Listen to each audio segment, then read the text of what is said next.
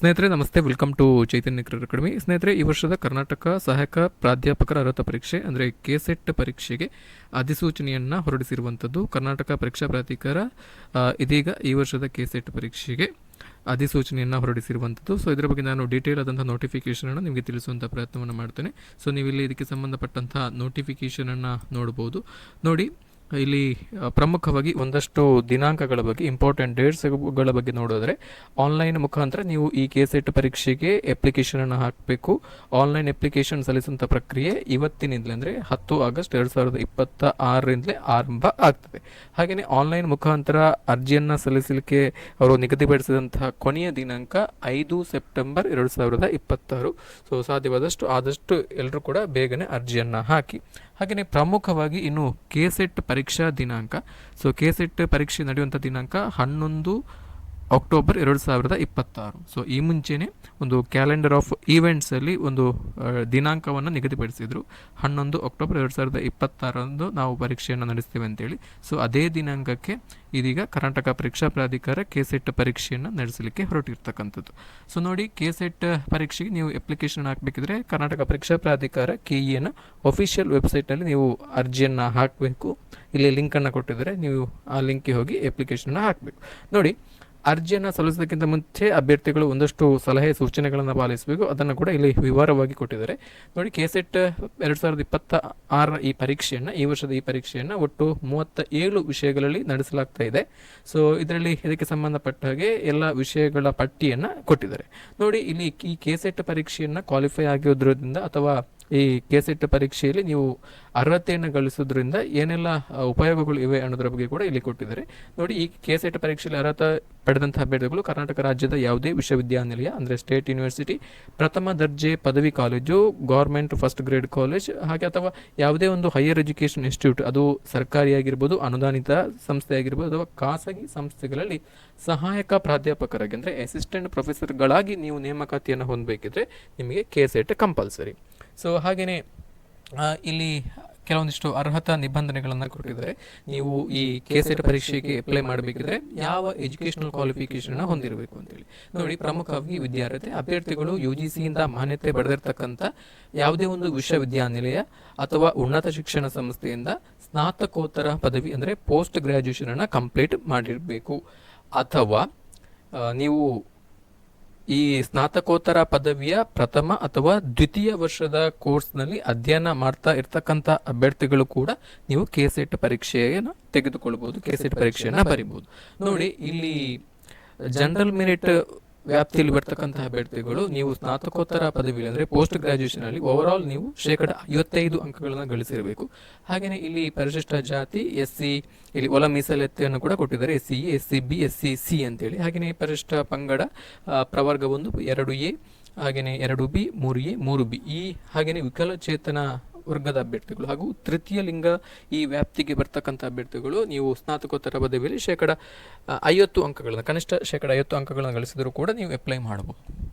ಈಗಾಗಲೇ ಹೇಳಿದಾಗೆ ಸ್ನಾತಕೋತ್ತರ ಪದವಿಯನ್ನು ಪೂರ್ಣಗೊಳಿಸತಕ್ಕಂಥ ಅಭ್ಯರ್ಥಿಗಳು, ಹಾಗೆಯೇ ನೀವು ಪ್ರಸ್ತುತ ಈ ಶೈಕ್ಷಣಿಕ ವರ್ಷದಲ್ಲಿ ಪ್ರಥಮ ಅಥವಾ ದ್ವಿತೀಯ ವರ್ಷದ ಸ್ನಾತಕೋತ್ತರ ಪದವಿಯಲ್ಲಿ ಫಸ್ಟ್ ಇಯರ್ ಅಥವಾ ಸೆಕೆಂಡ್ ಇಯರ್ ಪೋಸ್ಟ್ ಗ್ರಾಜುಯೇಷನಲ್ಲಿ ಸ್ಟಡಿ ಮಾಡ್ತಾ ಇದ್ರೂ ಕೂಡ ನೀವು ಕೆಸೆಟ್ ಪರೀಕ್ಷೆಯನ್ನು ತೆಗೆದುಕೊಳ್ಬಹುದು. ಸೊ ನೀವು ಏನು ಮಾಡಬೇಕು ಅಂತ ಹೇಳಿದ್ರೆ, ನೀವು ಈ ವರ್ಷದ ಕೆಸೆಟ್ ಪರೀಕ್ಷೆಯ ರಿಸಲ್ಟ್ ಏನು ಬರುತ್ತೆ, ಸೊ ಆ ರಿಸಲ್ಟ್ ಬಂದ 2 ವರ್ಷಗಳ ಒಳಗಾಗಿ ನೀವು ನಿಮ್ಮ PGಯನ್ನು ಕಂಪ್ಲೀಟ್ ಮಾಡಿ ಅದಕ್ಕೆ ಸಂಬಂಧಪಟ್ಟಂತಹ ಡಾಕ್ಯುಮೆಂಟ್ಸ್ಗಳನ್ನು, ಮಾರ್ಕ್ಸ್ ಕಾರ್ಡ್ಸ್ಗಳನ್ನು, ಕಾನ್ವೊಕೇಶನ್ ಸರ್ಟಿಫಿಕೇಟನ್ನು ನೀವು ಕರ್ನಾಟಕ ಪರೀಕ್ಷಾ ಪ್ರಾಧಿಕಾರ ನಿಗದಿಪಡಿಸುವಂತಹ ಒಂದು ವೇಳಾಪಟ್ಟಿಗೆ ಅವರು ಏನು ಒಂದು ಸಮಯವನ್ನು ಕೊಡ್ತಾರೆ, ಅಲ್ಲಿ ನೀವು ಆ ಟೈಮ್ಗೆ ನೀವು ಹೋಗಿ ನಿಮ್ಮ ಡಾಕ್ಯುಮೆಂಟ್ಸನ್ನು ಸಬ್ಮಿಟ್ ಮಾಡಿದ್ರೆ ನಿಮಗೆ ಕೆಸೆಟ್ ಎಲಿಜಿಬಿಲಿಟಿ ಸರ್ಟಿಫಿಕೇಟನ್ನು ಕೊಡ್ತಾರೆ. ಸೊ ಅದನ್ನೇ ಇಲ್ಲಿ ಹೇಳಿರ್ತಕ್ಕಂಥದ್ದು, ಕೆಸೆಟ್ ಪರೀಕ್ಷೆಯ ಫಲಿತಾಂಶ ಪ್ರಕಟಿಸಿದ ದಿನಾಂಕದಿಂದ 2 ವರ್ಷಗಳೊಳಗಾಗಿ ನೀವು ಸ್ನಾತಕೋತ್ತರ ಪದವಿಗೆ ಸಂಬಂಧಪಟ್ಟಂತಹ ದಾಖಲೆಗಳನ್ನು ಸಲ್ಲಿಸಬೇಕು. ಸೊ ನೆಕ್ಸ್ಟ್ ನೋಡೋದಾದರೆ, ಇಲ್ಲಿ ಸ್ನಾತಕೋತ್ತರ ಪದವಿಯಲ್ಲಿ ಅಧ್ಯಯನ ಮಾಡಿದ ವಿಷಯಗಳಲ್ಲಿ ಅಭ್ಯರ್ಥಿಗಳು ಕೆಸೆಟ್ ಪರೀಕ್ಷೆಯನ್ನು ತೆಗೆದುಕೊಳ್ಬೇಕು. ನೀವು PGಯಲ್ಲಿ ಯಾವ ಸಬ್ಜೆಕ್ಟನ್ನು ಸ್ಟಡಿ ಮಾಡಿರ್ತೀರಿ ಅದೇ ಸಬ್ಜೆಕ್ಟಲ್ಲಿ ನೀವು ಕೆಸೆಟ್ ಪರೀಕ್ಷೆನ ತೆಗೆದುಕೊಳ್ಬೇಕು. ಫಾರ್ ಎಕ್ಸಾಂಪಲ್, ನೀವು PG ಎಕನಾಮಿಕ್ಸಲ್ಲಿ ಮಾಡಿದರೆ ಕೆಸೆಟ್ ಪರೀಕ್ಷೆಯಲ್ಲಿ ನೀವು ಎಕನಾಮಿಕ್ಸ್ ಸಬ್ಜೆಕ್ಟನ್ನೇ ಚಾಯ್ಸ್ ಮಾಡಬೇಕು. ಹಿಸ್ಟ್ರಿ ಸ್ನಾತಕೋತ್ತರ ಪದವಿ ಪಡೆದಿದ್ದರೆ ನೀವು ಹಿಸ್ಟ್ರಿಯಲ್ಲೇ ಕೆಸೆಟ್ ಪರೀಕ್ಷೆಯನ್ನು ಬರೀಬೇಕು. ಹಾಗೆಯೇ ಸೈನ್ಸ್ ಸಬ್ಜೆಕ್ಟುಗಳಲ್ಲಿ ನಿಮ್ಮ ಸಬ್ಜೆಕ್ಟಿಗೆ ಸಂಬಂಧಪಟ್ಟಿಗೆ PG ಸಬ್ಜೆಕ್ಟಿಗೆ ಸಂಬಂಧಪಟ್ಟಂಥ ವಿಷಯಗಳಲ್ಲಿ ನೀವು ಈ ಕೆಸೆಟ್ ಪರೀಕ್ಷೆಯನ್ನು ತೆಗೆದುಕೊಳ್ಳಬೇಕು. ಒಂದು ವೇಳೆ ಇಲ್ಲಿ ಈ ಕೆಸೆಟ್ ಪರೀಕ್ಷೆಯಲ್ಲಿ, ಈ ವರ್ಷದ ಕೆಸೆಟ್ ಪರೀಕ್ಷೆಯಲ್ಲಿ ಏನು 37 ವಿಷಯಗಳನ್ನು ಪಟ್ಟಿ ಮಾಡಿದರೆ, ಸೊ ಅದರಲ್ಲಿ ಪಟ್ಟಿ ಮಾಡಿದಂತಹ ವಿಷಯಗಳು ನೀವು ಸ್ನಾತಕೋತ್ತರ ಪದವಿಯಲ್ಲಿ ಅಧ್ಯಯನ ಮಾಡಿದಂತಹ ವಿಷಯಗಳು ಇಲ್ಲದೇ ಇದ್ದಂಥ ಸಂದರ್ಭದಲ್ಲಿ ನೀವೇನು ಮಾಡಬೇಕು ಅಂತ ಹೇಳಿದ್ರೆ, ನೀವು ರಾಷ್ಟ್ರ ಮಟ್ಟದಲ್ಲಿ ನಡೆಯುವಂಥ UGC ನೆಟ್ ಅಥವಾ UGC CSIR ನೆಟ್ ಅಥವಾ CSIR ನೆಟ್ ಪರೀಕ್ಷೆಯನ್ನು ನೀವು ತೆಗೆದುಕೊಳ್ಬೋದು ಅಂತೇಳಿ ಕ್ಲಿಯರಾಗಿ ಮೆನ್ಷನ್ ಮಾಡಿದ್ದಾರೆ. ಸೊ ಆಲ್ಮೋಸ್ಟ್ ಎಲ್ಲ ಸಬ್ಜೆಕ್ಟ್ಗಳು, ಪ್ರಮುಖವಾಗಿರತಕ್ಕಂಥ ಎಲ್ಲ ಸಬ್ಜೆಕ್ಟ್ಗಳು ಕೂಡ ಈ ಲಿಸ್ಟಲ್ಲಿ ಇದೆ. ಸೊ ಹಾಗೆಯೇ ನೋಡಿ, ಇಲ್ಲಿ ಸಾಮಾನ್ಯ ವರ್ಗದ ಅಭ್ಯರ್ಥಿಗಳನ್ನು ಹೊರತುಪಡಿಸಿ ಮೀಸಲಾತಿಯನ್ನು ಪಡೆಯಲು ಇಚ್ಛಿಸುವಂಥ ಎಲ್ಲ ಅಭ್ಯರ್ಥಿಗಳು ಕೂಡ ನೀವು ಅರ್ಜಿಯನ್ನು ಸಲ್ಲಿಸುವ ಸಂದರ್ಭದಲ್ಲಿ ಸ್ಪಷ್ಟವಾಗಿ ನಿಮ್ಮ ಮೀಸಲಾತಿಗೆ ಸಂಬಂಧಪಟ್ಟಂಥ, ಜಾತಿ ಮೀಸಲಾತಿಗೆ ಸಂಬಂಧಪಟ್ಟಂಥ ಸರ್ಟಿಫಿಕೇಟ್ಗಳನ್ನು, ಪ್ರಮಾಣ ಪತ್ರಗಳನ್ನು ಪ್ರೊಡ್ಯೂಸ್ ಮಾಡಬೇಕು. ಪರಿಶಿಷ್ಟ ಜಾತಿ ಒಳ ಮೀಸಲಾತಿ ವ್ಯಾಪ್ತಿಗೆ ಇದಕ್ಕೆ ಸಂಬಂಧಪಟ್ಟಾಗೆ ನೀವು ಪಡೆದಿರತಕ್ಕಂಥ SCA, SCB, SCC ಈ ಒಳ ಮೀಸಲಾತಿಯನ್ನು ಅನ್ವಯಿಸಿ ಪಡೆದಂತಹ ಜಾತಿ ಪ್ರಮಾಣ ಪತ್ರವನ್ನು ನೀವು ಸಲ್ಲಿಸಬೇಕು. ಅದಕ್ಕೆ ಸಂಬಂಧಪಟ್ಟಂತಹ RD ನಂಬರನ್ನು ನೀವು ಅಪ್ಲಿಕೇಶನ್ ಹಾಕುವಂಥ ಸಂದರ್ಭದಲ್ಲಿ ನೀವು ನಮೂದು ಮಾಡಬೇಕು. ಇನ್ನು ಪ್ರಮುಖವಾಗಿ ವಿಶೇಷಚೇತನ ಅಭ್ಯರ್ಥಿಗಳು ನಿಮ್ಮ ಅಂಗವೈಕಲ್ಯದ ಬಗ್ಗೆ 40% ಹೆಚ್ಚಿದ್ದಂತಹ ಅಭ್ಯರ್ಥಿಗಳನ್ನು ಮಾತ್ರ ಈ ಮೀಸಲಾತಿಗೆ ಅವರು ಒಳಪಡಿಸ್ತಾರೆ, ಅವರಿಗೆ ಮಾತ್ರ ಮೀಸಲಾತಿ ಸಿಗ್ತದೆ. ನೀವು ಇದಕ್ಕೆ ಸಂಬಂಧಪಟ್ಟಂತೆ ವೈದ್ಯಕೀಯ ಪ್ರಮಾಣ ಪತ್ರವನ್ನು ಸಲ್ಲಿಸಬೇಕು, ಅಂದರೆ UDID ಕಾರ್ಡನ್ನು ಪ್ರೊಡ್ಯೂಸ್ ಮಾಡಬೇಕು. ಹಾಗೆಯೇ ನೆಕ್ಸ್ಟ್ ಇನ್ನೊಂದು ಪ್ರಮುಖವಾಗಿರತಕ್ಕಂಥ ವಿಷಯ ಏನಂತ ಹೇಳಿದ್ರೆ, ಸೊ ಈಗಾಗಲೇ ಕೆಸೆಟ್ ಪರೀಕ್ಷೆಯಲ್ಲಿ ಯಾವುದಾದ್ರೂ ಒಂದು ವಿಷಯದಲ್ಲಿ ನೀವು ಈ ಮುಂಚೆ ಕೆಸೆಟ್ ಪರೀಕ್ಷೆಯನ್ನು ಕ್ವಾಲಿಫೈ ಆಗಿದರೆ ನೀವು ಅದೇ ಸಬ್ಜೆಕ್ಟಲ್ಲಿ ಇನ್ನೊಂದು ಸಲ ಈ ಬಾರಿಯ ಕೆಸೆಟ್ ಪರೀಕ್ಷೆಯನ್ನು ಬರೆಯುವಂತಿಲ್ಲ, ಹಾಗೆಯೇ ನೀವು ಅರ್ಜಿಯನ್ನು ಸಲ್ಲಿಸುವ ಹಾಗಿಲ್ಲ.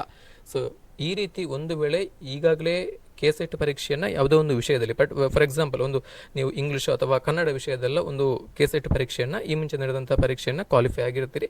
ಸೊ ನೀವು ಇನ್ನೊಂದು ಬಾರಿ ಅದೇ ವಿಷಯದಲ್ಲಿ ಕನ್ನಡ ಅಥವಾ ಇಂಗ್ಲೀಷ್ ಅಥವಾ ಯಾವುದೋ ಒಂದು ಸಬ್ಜೆಕ್ಟ್ನಲ್ಲಿ ಅದೇ ವಿಷಯದಲ್ಲಿ ನೀವು ಅರ್ಜಿಯನ್ನು ಸಲ್ಲಿಸಿದರೆ ಆ ರೀತಿ ಮಾಡಬಾರ್ದು. ಆ ರೀತಿ ಮಾಡಿದರೆ ನೀವು ಈ ಮುಂಚೆ ಪಡೆದಂಥ ಕೆಸೆಟ್ ಎಲಿಜಿಬಿಲಿಟಿ ಸರ್ಟಿಫಿಕೇಟನ್ನು ಕೂಡ ಅವರು ರದ್ದುಪಡಿಸ್ತಾರೆ ಅಂತೇಳಿ ಸ್ಪಷ್ಟವಾಗಿ ಹೇಳಿದ್ದಾರೆ. ಹಾಗಾಗಿ ಈಗಾಗಲೇ ಕೆಸೆಟ್ ಪರೀಕ್ಷೆಯಲ್ಲಿ ಕ್ವಾಲಿಫೈ ಆಗಿರತಕ್ಕಂಥ ಯಾವುದೇ ಅಭ್ಯರ್ಥಿಗಳು ಕೂಡ ಇನ್ನೊಂದು ಸಲ ಅಪ್ಲೈ ಮಾಡಲಿಕ್ಕೆ ಹೋಗಬೇಡಿ, ಪರೀಕ್ಷೆ ಬರಲಿಕ್ಕೆ ಹೋಗಬೇಡಿ, ನಿಮಗೆ ತುಂಬ ತೊಂದರೆ ಆಗ್ಬೋದು ಮುಂದಕ್ಕೆ. ಸೊ ನಾವು TET ಥರ ನಾವು ಸ್ಕೋರಿಗೆ ಬೇಕಾಗಿ ಈ ಕೆಸೆಟ್ ಪರೀಕ್ಷೆಯನ್ನು ಬರೆಯುವ ಹಾಗಿಲ್ಲ. ಕರ್ನಾಟಕ ಶಿಕ್ಷಕರ ಅರ್ಹತಾ ಪರೀಕ್ಷೆ ನಾವು ಏನು ಸ್ಕೋರ್ ಎನ್ಹ್ಯಾನ್ಸ್ಮೆಂಟ್ಗೆ ಪ್ರತಿ ವರ್ಷ ಪರೀಕ್ಷೆಯನ್ನು ಬರೀತೇವೆ, ಆ ಥರ ನೀವು ಒಂದು ಸಲ ಕ್ವಾಲಿಫೈ ಆಗಿದ್ರೆ ಮುಗೀತು, ಇನ್ನೊಂದು ಸಲ ಕ್ವಾಲಿಫಿಕೇಷನ್ಗೋಸ್ಕರ ನೀವು ಇದನ್ನು ಬರೆಯುವ ಹಾಗಿಲ್ಲ. ಇದು ಜಸ್ಟ್ ಕ್ವಾಲಿಫಿಕೇಷನ್ ಮಾತ್ರ, ಇಲ್ಲಿ ಮಾರ್ಕ್ಸ್ ಕನ್ಸಿಡರ್ ಆಗೋದಿಲ್ಲ. ಇನ್ನು ಪ್ರಮುಖವಾಗಿ ನೋಡಿ, ಈ ಕೆಸೆಟ್ ಪರೀಕ್ಷೆ ಯಾಕೆ ನಾವು ಬರಿಬೇಕು, ಅದರ ಉದ್ದೇಶ ಏನು, ಇದರ ಪ್ರಾಮುಖ್ಯತೆಯನ್ನೆಲ್ಲ ಕೊಟ್ಟಿದ್ದಾರೆ, ಈಗಾಗಲೇ ಹೇಳಿದ್ದೇನೆ ನೋಡಿ. ನೀವು ಕರ್ನಾಟಕ ರಾಜ್ಯದಲ್ಲಿ ಸಹಾಯಕ ಪ್ರಾಧ್ಯಾಪಕರ ಹುದ್ದೆಗೆ ನೀವು ನೇಮಕಾತಿಯನ್ನು ಹೊಂದಬೇಕಿದ್ರೆ ಅದು ಸರ್ಕಾರಿ ವಿಶ್ವವಿದ್ಯಾನಿಲಯ ಆಗಿರ್ಬೋದು, ರಾಜ್ಯ ಸರ್ಕಾರ ನಡೆಸತಕ್ಕಂಥ ವಿಶ್ವವಿದ್ಯಾನಿಲಯಗಳು, ಅದು ಹಾಗೆಯೇ ಪ್ರಥಮ ದರ್ಜೆ ಕಾಲೇಜುಗಳು, ಗೌರ್ಮೆಂಟ್ ಫಸ್ಟ್ ಗ್ರೇಡ್ ಕಾಲೇಜುಗಳಾಗಿರ್ಬೋದು, ಅಥವಾ ಎನಿ ಹೈಯರ್ ಎಜುಕೇಷನ್ ಇನ್ಸ್ಟಿಟ್ಯೂಷನ್ಸ್ಗಳು, ಅದು ಸರ್ಕಾರಿ ಅನುದಾನಿತ ಖಾಸಗಿ ಯಾವುದೇ ಆಗಿರ್ಬೋದು, ಎಲ್ಲ ಸಂಸ್ಥೆಗಳಲ್ಲಿ ನೀವು ಅಸಿಸ್ಟೆಂಟ್ ಪ್ರೊಫೆಸರ್ಗಳಾಗಿ ಸಹಾಯಕ ಪ್ರಾಧ್ಯಾಪಕರಾಗಿ ನೇಮಕಾತಿಯನ್ನು ಹೊಂದಬೇಕಿದ್ರೆ ಕೆಸೆಟ್ ಕಡ್ಡಾಯ ಅನ್ನುವಂಥ ನಿಯಮ ಇದೆ. ಸೊ ಇನ್ನು ನೀವು ಕೆಸೆಟ್ ಪರೀಕ್ಷೆಗೆ ಅಪ್ಲಿಕೇಶನ್ ಹಾಕಿ ಎಕ್ಸಾಮಿನೇಷನ್ ಫೀಸನ್ನು ಪೇ ಮಾಡಬೇಕು. ಇಲ್ಲಿ ಕೊಟ್ಟಿದ್ದಾರೆ, ಸಾಮಾನ್ಯ ವರ್ಗದ ಅಭ್ಯರ್ಥಿಗಳಿಗೆ ಪ್ರವರ್ಗ 2A, 2B, 3A, 3B ಹಾಗೂ ಇತರ ರಾಜ್ಯದ ಅಭ್ಯರ್ಥಿಗಳಿಗೆ 750 ರೂಪಾಯಿ ಅರ್ಜಿ ಶುಲ್ಕವನ್ನು ನಿಗದಿ ಮಾಡಿದ್ದಾರೆ. ಸೊ ಇಲ್ಲಿ ಇತರ ರಾಜ್ಯದ ಅಭ್ಯರ್ಥಿಗಳು ಕೂಡ ನೀವು ಪರೀಕ್ಷೆಯನ್ನು ಬರೀಬೋದು. Other than Karnataka state, Kerala, Tamil Nadu, ಯಾವುದೇ ಸ್ಟೇಟ್, ಆಲ್ ಓವರ್ ಇಂಡಿಯಾ ಯಾವುದೇ ಸ್ಟೇಟ್ ಇದ್ದರೂ ಕೂಡ ನೀವು ಈ ಪರೀಕ್ಷೆಯನ್ನು ಬರೀಬೋದು, provided you have to apply under general merit. ಹಾಗೆಯೇ ಇಲ್ಲಿ ಪ್ರವರ್ಗ 1 SCA, SCB, SCC, ST, PWD person with disability ಮತ್ತು ತೃತೀಯ ಲಿಂಗದ ಅಭ್ಯರ್ಥಿಗಳು 500 ರೂಪಾಯಿ ಅರ್ಜಿ ಶುಲ್ಕವನ್ನು ಪಾವತಿಯನ್ನು ಮಾಡಬೇಕು. ಹಾಗೆಯೇ ನೀವು ಶುಲ್ಕವನ್ನು ಆನ್ಲೈನ್ ಮುಖಾಂತರವೇ ಪಾವತಿಯನ್ನು ಮಾಡಬೇಕು. ಸೊ ನೆಕ್ಸ್ಟ್ ಕೆಸೆಟ್ ಪರೀಕ್ಷೆಯ ವಿಧಾನ, ಯಾವ ರೀತಿ ಕೆಸೆಟ್ ಪರೀಕ್ಷೆ ನಡೀತದೆ ಅಂತೇಳಿ ಈಗಾಗಲೇ ಹೇಳಿದಾಗೆ ಅಕ್ಟೋಬರ್ 11ನೇ ತಾರೀಕು ಭಾನುವಾರದಂದು ಕೆಸೆಟ್ ಪರೀಕ್ಷೆ ನಡೀತದೆ. ಸೊ ಕೆಸೆಟ್ ಪರೀಕ್ಷೆಯಲ್ಲಿ ಪ್ರಮುಖವಾಗಿ 2 ಪತ್ರಿಕೆಗಳಿರ್ತವೆ, ಒಂದು ಪತ್ರಿಕೆ 1 ಮತ್ತು ಒಂದು ಪತ್ರಿಕೆ 2. ಸೊ ಪತ್ರಿಕೆ 1 ಎಲ್ಲರೂ ಕೂಡ ಕಾಮನ್ ಆಗಿರ್ತಕ್ಕಂಥ ನಿಮ್ಮ ಸಬ್ಜೆಕ್ಟ್ ಯಾವುದೇ ಆಗಿರಲಿ, PG ಸಬ್ಜೆಕ್ಟ್ ಯಾವುದೇ ಆಗಿರಲಿ, ಹಿಸ್ಟ್ರಿ ಆಗಿರಲಿ, ಎಕನಾಮಿಕ್ಸ್ ಆಗಿರಲಿ, ಕನ್ನಡ ಆಗಿರಲಿ, ಅಥವಾ ಸೈನ್ಸ್ ಸಬ್ಜೆಕ್ಟ್ಗಳು ಫಿಸಿಕ್ಸ್, ಕೆಮಿಸ್ಟ್ರಿ, ಮ್ಯಾಥ್ಸ್ ಯಾವುದೇ ಆಗಿರಲಿ, ನೀವು ಪೇಪರ್ 1 ಎಲ್ಲರೂ ಕೂಡ ಕಾಮನ್ ಆಗಿರ್ತಕ್ಕಂಥ ಎಲ್ಲವನ್ನು ಕೂಡ ನೀವು ಎಲ್ಲರೂ ಕೂಡ ಅಟೆಂಡ್ ಮಾಡಬೇಕು. ಸೊ ಇದರಲ್ಲಿ ಒಟ್ಟು 50 ಪ್ರಶ್ನೆಗಳಿರ್ತವೆ, ಪ್ರತಿಯೊಂದು ಪ್ರಶ್ನೆ ಕೂಡ 2 ಅಂಕಗಳು, ಒಟ್ಟಾಗಿ 100 ಅಂಕಗಳು ಪೇಪರ್ 1. ಹಾಗೆಯೇ ಪೇಪರ್ 2 ಇನ್ನೊಂದು ಎರಡನೇ ಪತ್ರಿಕೆ.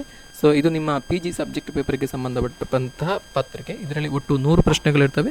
ಸೊ ಪ್ರತಿಯೊಂದು ಪ್ರಶ್ನೆ ಕೂಡ 2 ಅಂಕಗಳು, ಒಟ್ಟು 200 ಅಂಕಗಳಿಗೆ ಈ ಪೇಪರ್ 2 ಇರ್ತದೆ. ಸೊ ಒಟ್ಟಾಗಿ 300 ಅಂಕಗಳಿಗೆ ನಿಮ್ಮ KCET ಪರೀಕ್ಷೆ ನಡೀತದೆ. ಒಟ್ಟು 3 ಗಂಟೆಗಳ ಕಾಲಾವಕಾಶವನ್ನು ಕೊಟ್ಟಿದ್ದಾರೆ. ಇಲ್ಲಿ ಟೈಮ್ ಶೆಡ್ಯೂಲನ್ನು ಕೂಡ ಕೊಟ್ಟಿದ್ದಾರೆ. 10 ಗಂಟೆಯಿಂದ 1 ಗಂಟೆವರೆಗೆ ನಿಮ್ಮ ಪರೀಕ್ಷೆ ನಡೀತದೆ. ಸೊ ಹಾಗೆಯೇ ಇಲ್ಲಿ ಪತ್ರಿಕೆ 1 ಮತ್ತು ಪತ್ರಿಕೆ 2ಕ್ಕೆ ಸಂಬಂಧಪಟ್ಟ ಹಾಗೆ ಇಲ್ಲಿ ನಿಮ್ಮ ಅದರ ಉದ್ದೇಶ, ಪತ್ರಿಕೆ 1 ಮತ್ತು ಪತ್ರಿಕೆ 2 ಇಟ್ಟಿರ್ತಕ್ಕಂಥ ಉದ್ದೇಶವನ್ನು ಕೊಟ್ಟಿದ್ದಾರೆ. ಸೊ ಇಲ್ಲಿ ಪತ್ರಿಕೆ 1 ಇದು ಸಾಮಾನ್ಯ ಪತ್ರಿಕೆ, ಅಭ್ಯರ್ಥಿಗಳ ಬೋಧನೆ, ಸಂಶೋಧನೆ ಮತ್ತು ಬೌದ್ಧಿಕ ಸಾಮರ್ಥ್ಯಗಳನ್ನು ಪರೀಕ್ಷಿಸುವುದಕ್ಕಾಗಿ ಈ ಪತ್ರಿಕೆಯನ್ನು ಇಟ್ಟಿದ್ದಾರೆ. ಸೊ ಈ ಪ್ರಶ್ನೆ ಪತ್ರಿಕೆ ಹೇಳಿದಾಗೆ 50 ಅಂಕಗಳನ್ನು ಒಳಗೊಂಡಿದೆ. ಬಹು ಆಯ್ಕೆ ಪ್ರಶ್ನೆಗಳು, multiple choice questions, objective type multiple choice questions are there. So each question carries 2 marks. ಪ್ರತಿಯೊಂದು ಪ್ರಶ್ನೆಗೆ ಕೂಡ 2 ಅಂಕಗಳು, ಯಾವುದೇ ಋಣಾತ್ಮಕ ಅಂಕಗಳು ಇರುವುದಿಲ್ಲ. ಪತ್ರಿಕೆ 1 ಮತ್ತು ಪತ್ರಿಕೆ 2ರಲ್ಲಿ ಯಾವುದೇ ಋಣಾತ್ಮಕ ಅಂಕಗಳು ಇರುವುದಿಲ್ಲ, ನೋ ನೆಗೆಟಿವ್ ಮಾರ್ಕಿಂಗ್. ಸೊ ಹಾಗೆಯೇ ಪತ್ರಿಕೆ 2 ನಿಮ್ಮ ಸಬ್ಜೆಕ್ಟ್ ಪೇಪರ್ಗೆ ಸಂಬಂಧಪಟ್ಟಾಗೆ ಇಲ್ಲಿ ಅಂಕಗಳನ್ನು ಕೊಟ್ಟಿದ್ದಾರೆ. ಸೊ ನೆಕ್ಸ್ಟ್ ಇಲ್ಲಿ KCET ಪರೀಕ್ಷೆಯ ಫಲಿತಾಂಶ ಪ್ರಕಟಣೆಯ ವಿಧಾನ ಯಾವ ರೀತಿ ಇರ್ತದೆ ಅಂತೇಳಿ ಕೇಳಿದ್ದಾರೆ. ಸೊ ನೋಡಿ, ನೀವು ಈ KCET ಪರೀಕ್ಷೆಯಲ್ಲಿ ಕ್ವಾಲಿಫೈ ಆಗಬೇಕಿದ್ರೆ, ಅರ್ಹತೆಯನ್ನು ಗಳಿಸಬೇಕಿದ್ರೆ, ಜನರಲ್ ಮೆರಿಟ್ ವ್ಯಾಪ್ತಿಯಲ್ಲಿ ಬರ್ತಕ್ಕಂಥ ಅಭ್ಯರ್ಥಿಗಳು ನೀವು 2 ಪತ್ರಿಕೆಗಳು ಸೇರಿ, ಅಂದರೆ ಪೇಪರ್ 1 ಮತ್ತು ಪೇಪರ್ 2, ಪತ್ರಿಕೆ 1 ಮತ್ತು ಪತ್ರಿಕೆ 2 ಸೇರಿ 2 ಪತ್ರಿಕೆಗಳು ಸೇರಿ ಎವರೇಜ್ ಆಗಿ ನೀವು 40% ಅಂಕಗಳನ್ನು ಗಳಿಸಿರಬೇಕು. ಇದು ಜನರಲ್ ಮೆರಿಟ್ ವ್ಯಾಪ್ತಿಯಲ್ಲಿ ಬರ್ತಕ್ಕಂಥ ಅಭ್ಯರ್ಥಿಗಳು. ಹಾಗೆಯೇ ಇಲ್ಲಿ SC ST ಹಾಗೆಯೇ category 1, 2E, 2B, 3A, 3B ಹಾಗೆಯೇ person with disability and transgender ತೃತೀಯ ಲಿಂಗ ವ್ಯಾಪ್ತಿಯಲ್ಲಿ ಬರ್ತಕ್ಕಂಥ ಅಭ್ಯರ್ಥಿಗಳು ನೀವು 2 ಪತ್ರಿಕೆಗಳು ಸೇರಿ 35% ಅಂಕಗಳನ್ನು ಗಳಿಸಿರಬೇಕು. 35 ಅಂಕಗಳು ಅಂದರೆ ಇಲ್ಲಿ ಜನರಲ್ ಮೆರಿಟ್ ವ್ಯಾಪ್ತಿಯಲ್ಲಿ ಬರ್ತಕ್ಕಂಥ ಅಭ್ಯರ್ಥಿಗಳು ನೀವು 2 ಪತ್ರಿಕೆಗಳು ಸೇರಿ ಒಟ್ಟು 300 ಅಂಕಗಳು. 300 ಅಂಕಗಳಿಗೆ ನೀವು 120 ಅಂಕಗಳನ್ನು ಗಳಿಸಿರಬೇಕು. 40 ಅಂಕಗಳು ಅಂತ ಹೇಳಿದ್ದಾರೆ. ಹಾಗೆಯೇ ಇಲ್ಲಿ ಈ ಕ್ಯಾಟಗರಿ ವ್ಯಾಪ್ತಿಯಲ್ಲಿ ಬರ್ತಕ್ಕಂಥ ಅಭ್ಯರ್ಥಿಗಳು ಇಲ್ಲಿ 300 ಅಂಕಗಳಿಗೆ ನೀವು 35 ಅಂಕಗಳು ಅಂತ ಹೇಳಿದರೆ 300ರಲ್ಲಿ 105 ಅಂಕಗಳನ್ನು ಕನಿಷ್ಠವಾಗಿ ಗಳಿಸಿರಬೇಕು. ಈ ಥರ ಗಳಿಸಿದರೆ ಮಾತ್ರ ನಿಮ್ಮನ್ನು ಮುಂದಿನ ಹಂತಕ್ಕೆ ಸ್ಲಾಟ್, ಇದರ ಆಧಾರದ ಮೇಲೆ ಮುಂದಿನ ಹಂತಕ್ಕೆ ನಿಮ್ಮನ್ನು ಕನಿಷ್ಠ ಅರ್ಹತೆ ಅಂತೇಳಿ ಕನ್ಸಿಡರ್ ಮಾಡ್ತಾರೆ.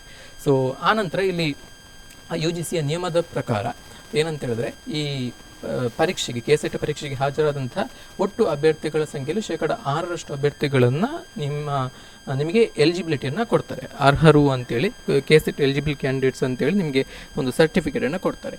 ಸೊ ಹಾಗಾಗಿ ನೀವು ಈ ಸ್ಲಾಟಿಗೆ ಹಂತರ ಬರಬೇಕಂತ ಹೇಳಿದ್ರೆ ನೀವು ಈ ಫಸ್ಟ್ ಈ ಎಲಿಜಿಬಿಲಿಟಿ ಕ್ರೈಟೇರಿಯಾವನ್ನು, ಮಿನಿಮಮ್ ಎಲಿಜಿಬಿಲಿಟಿ ಕ್ರೈಟೇರಿಯಾವನ್ನು ಸ್ಯಾಟಿಸ್ಫೈ ಮಾಡಬೇಕು, ಫುಲ್ಫಿಲ್ ಮಾಡಬೇಕು.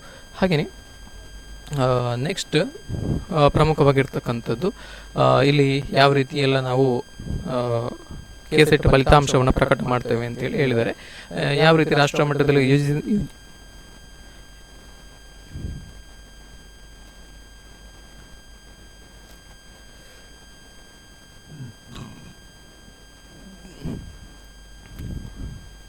ಇನ್ನು ಪ್ರಮುಖವಾಗಿ ವಿಷಯಗಳು ಯಾವೆಲ್ಲ ವಿಷಯಗಳಲ್ಲಿ KCET ಪರೀಕ್ಷೆಯನ್ನು ನಡೆಸ್ತಾರೆ ಅಂತೇಳಿ ನೋಡಿ. ಇಲ್ಲಿ ಒಟ್ಟು 37 ವಿಷಯಗಳನ್ನು ಕೊಟ್ಟಿದ್ದಾರೆ, ಪಟ್ಟಿ ಮಾಡಿದ್ದಾರೆ. ಸೊ ಇದರಲ್ಲಿ ಆಲ್ಮೋಸ್ಟ್ ಎಲ್ಲ ವಿಷಯಗಳು ಕೂಡ ಬರ್ತವೆ. ಸ್ನಾತಕೋತ್ತರ ಪದವಿಯಲ್ಲಿರ್ತಕ್ಕಂಥ ಎಲ್ಲ ವಿಷಯಗಳು ಕೂಡ ಬರ್ತವೆ ನೋಡಿ. ಹಾಗೆಯೇ ನೆಕ್ಸ್ಟ್ ಪರೀಕ್ಷಾ ಕೇಂದ್ರಕ್ಕೆ ಸಂಬಂಧಪಟ್ಟಾಗೆ ಕೊಟ್ಟಿದ್ದಾರೆ.